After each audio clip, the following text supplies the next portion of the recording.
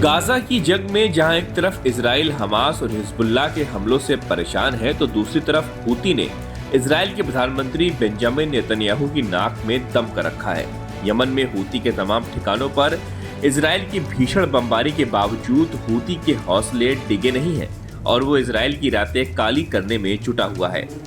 कुछ दिन पहले हूती ने इजराइल के एयरपोर्ट पर फिलिस्तीन 2 मिसाइल दागकर कोहराम मचा दिया था।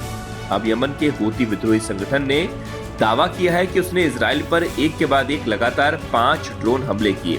हूती प्रवक्ता यह सारी के मुताबिक ये हमले गाजा में फिलिस्तीनियों के समर्थन में और यमन के होदे इदा बंदरगाह पर इजरायली हवाई हमलों के जवाब में किए गए। हूती नियंत्रित अल मसीरा टीवी चैनल के अनुसार जिन जगहों को निशाना बनाया गया उनमें बेन गुरियन एयरपोर्ट, तेल अवीव का एक सैन्य ठिकाना, इलाद बंदरगाह, रेमन एयरपोर्ट और अशदोद का एक महत्वपूर्ण ठिकाना शामिल है। हूती संगठन ने इसे एक सफल ऑपरेशन बताया, हालांकि उन्होंने अपने दावों के समर्थन में कोई सबूत पेश नहीं किए।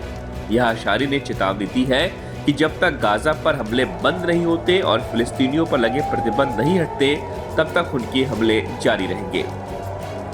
दूसरी ओर इजराइल ने इस हमले को लेकर अभी तक कोई प्रतिक्रिया नहीं दी है। ये घटना उन इजरायली हवाई हमलों के कुछ घंटे बाद सामने आई है जो यमन के होदे इदा बंदरगाह पे किए गए थे।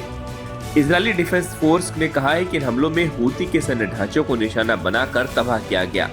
इसमें ईंधन टैंक, जहाज और इंजीनियरिंग उपकरण शामिल थे, जिनका इस्तेमाल समुद्री हमलों के लिए किया जा सकता था।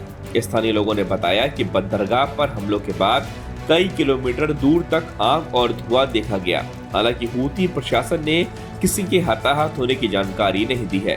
गौरतलब है कि हूती विद्रोही नवंबर 2023 से गाजा में जारी इजराइल हमास संघर्ष के बीच फिलिस्तीनियों के समर्थन में इजराइल के खिलाफ हमले कर रहे हैं। हूती फिलहाल यमन के उत्तर और पश्चिमी हिस्से पर कब्जा बनाए हुए हैं, जिसमें राजधानी सना और होदे इदा बंदरगाह शामिल है।